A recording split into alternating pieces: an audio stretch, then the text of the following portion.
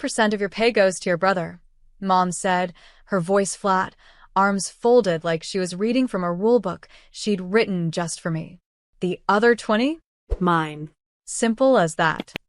The air in the kitchen felt heavy, like the walls were leaning in to hear my answer. I set my coffee cup down slowly, letting the silence stretch just enough for her to think she'd won.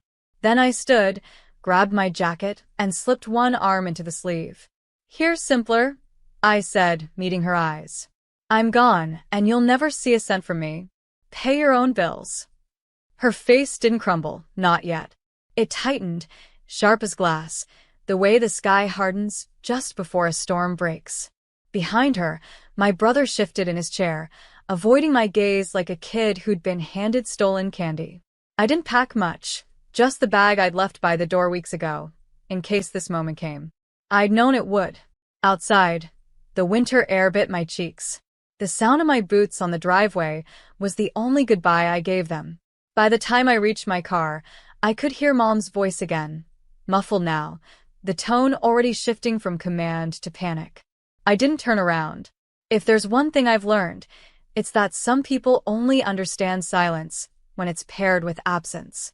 What happens when the hands that always took from you suddenly have nothing left to hold? I didn't answer her calls that night, or the next.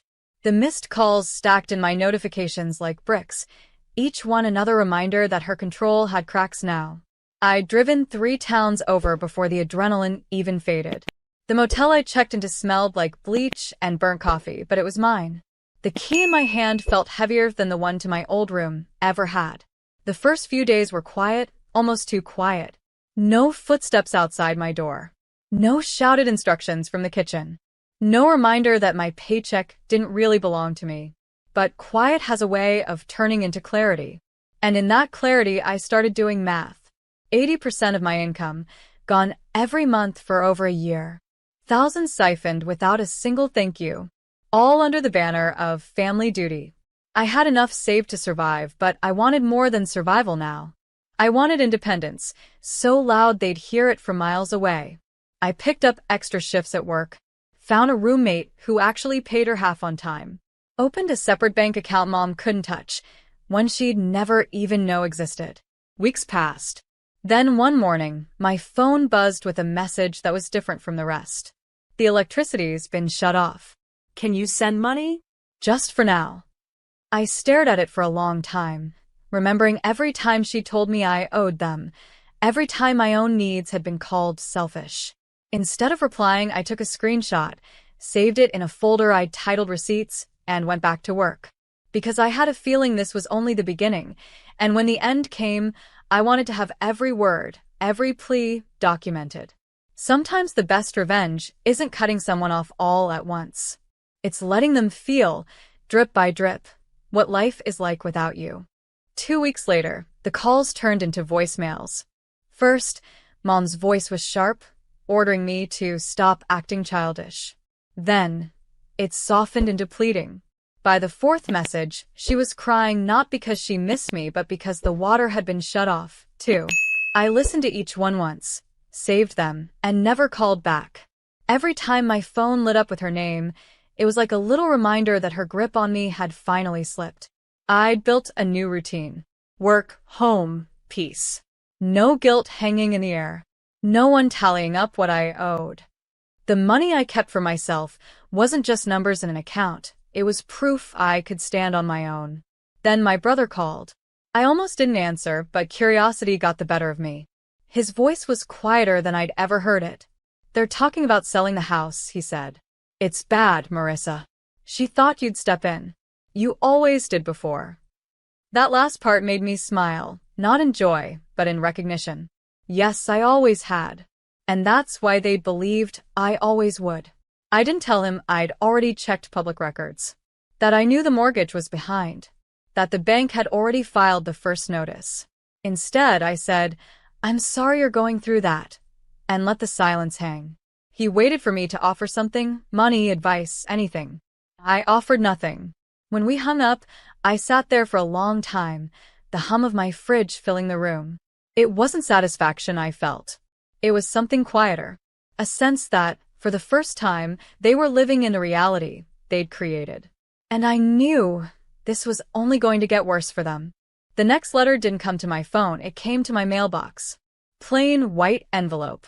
My mother's handwriting. No return address, but I didn't need one. Inside was a single sheet of paper. No, dear Marissa. No, love, Mom.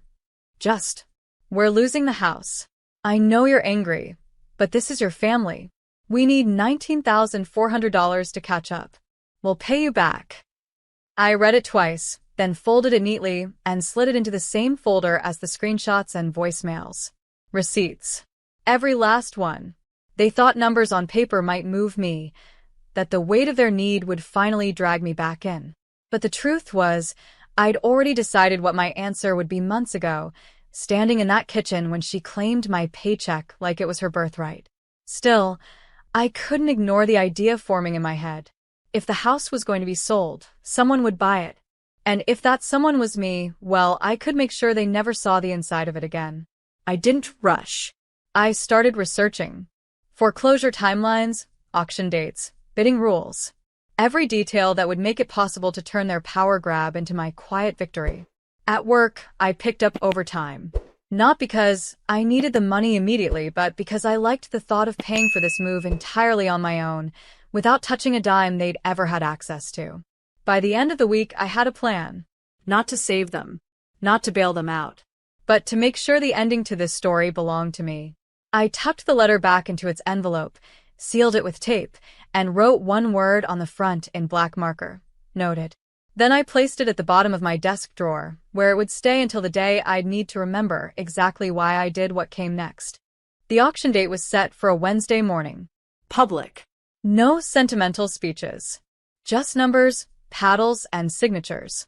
I arrived early, hair tucked into a low bun, dressed in a plain blazer that made me look like just another quiet bidder. Nobody glanced twice.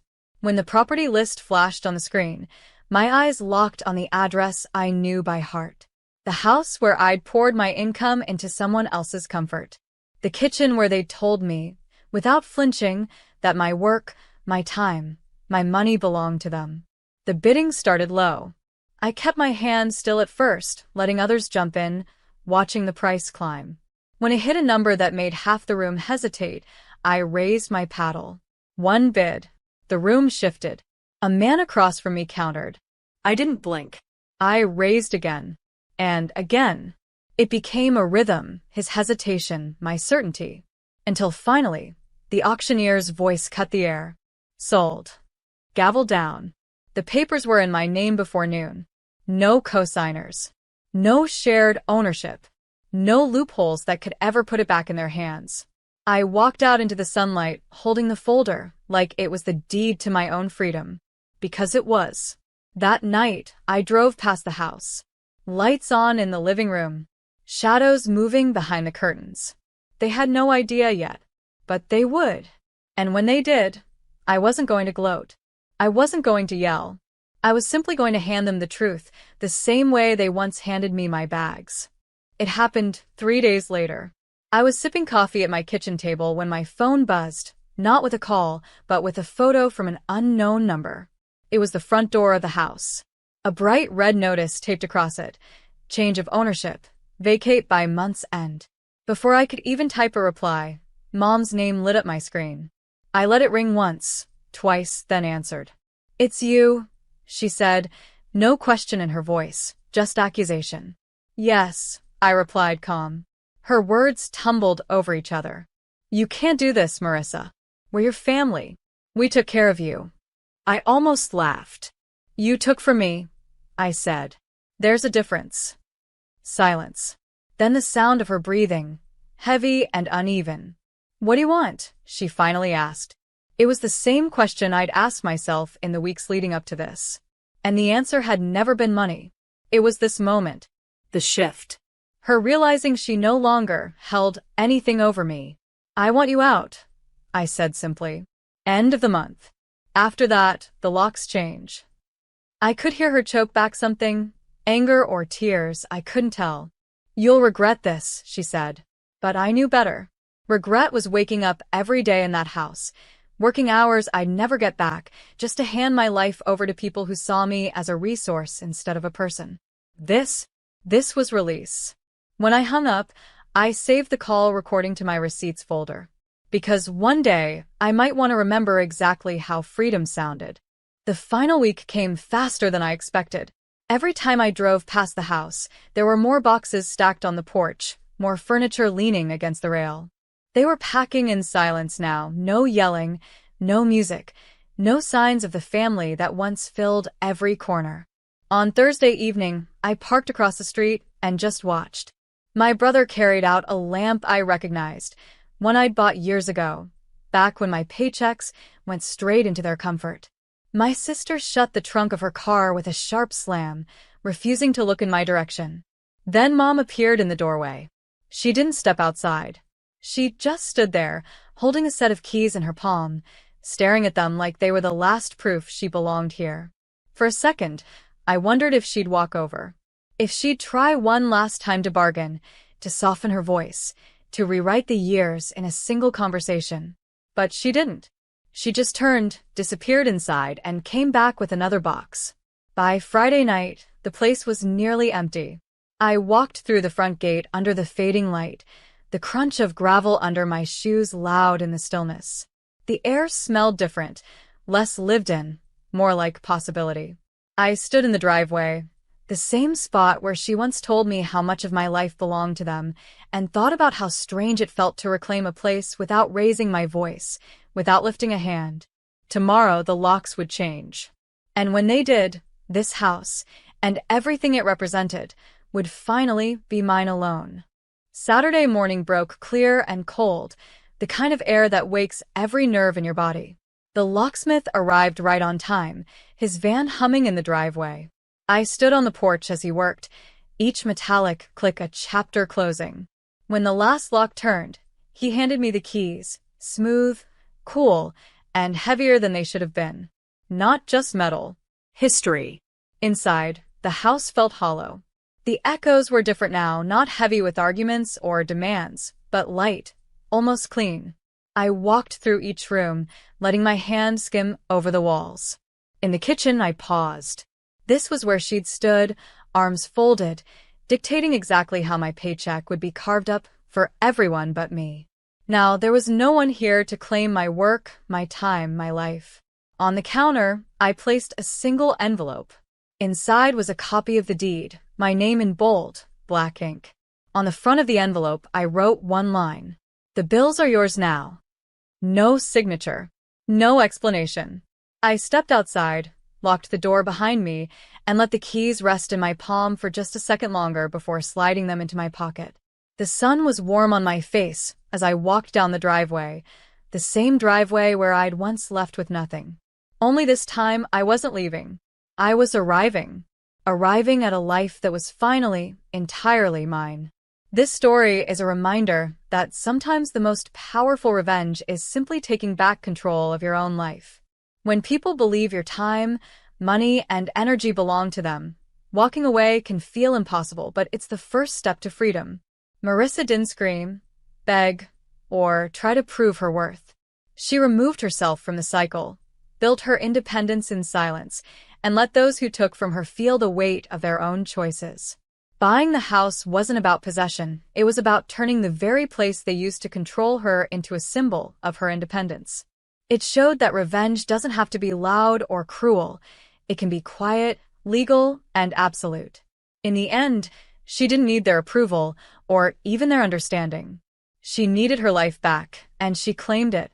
If you've ever been used, underestimated, or told you owe someone who only takes from you, remember, your boundaries are not selfish. Your success doesn't need their permission. And sometimes, the most poetic justice is standing exactly where they once told you you didn't belong and staying there on your own terms.